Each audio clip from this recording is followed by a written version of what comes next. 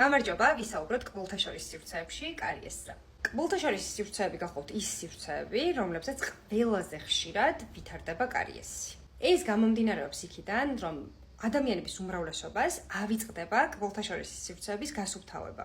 დილოს და საღამოს შეიძლება ვერ მოასწრო ფიზიკურად, რომ აი ორჯერ გაისუფთავო კბილთაშორის სივრცე, მაგრამ დღეში ერთხელ მაინც ძილის წინ აუცილებლად უნდა გაისუფთავოთ კბილთაშორის სივრცეები, რომ არ გამოიწვიოთ კარიესის გაჩენა ისეთ ადგილებში, რომლებიც მიუწვდომელია კბილის ჯაგრისისთვის. შემდეგ, როდესაც ხდება უკვე კარიესის მკურნალობა, ან სიტყვაზე გადაკვრა, ან სიტყვაზე იმპლანტაცია და შემდეგ გვირგვინი, მომდე ვერ ივსება ვერაფრით ეს კავშირი, როგორ თქვა, კონტაქტი არ გამოდის იმდენად კარგი, რამდენადაც ბუნებრივად არის, ხო? ანუ რეალურად კბილთაშორის სივრცეებს ისე ვერაფერი ვერ ამოავსებს, როგორც არის ამოვსებული ბუნებრივად. ამიტომ არის აუცილებელი პრევენცია.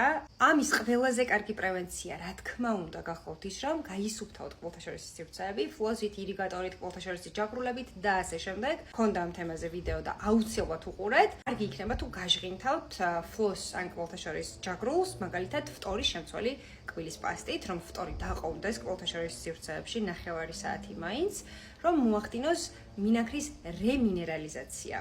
თუ გექნებათ კითხვები, აუცილებლად დამიტოვეთ კომენტარები, არ დაგავიწყდეთ რომ გამოიწეროთ ჩემი არხი მეტი საინტერესო ინფორმაციისთვის, მე დროებით დაგემშვიდობებით.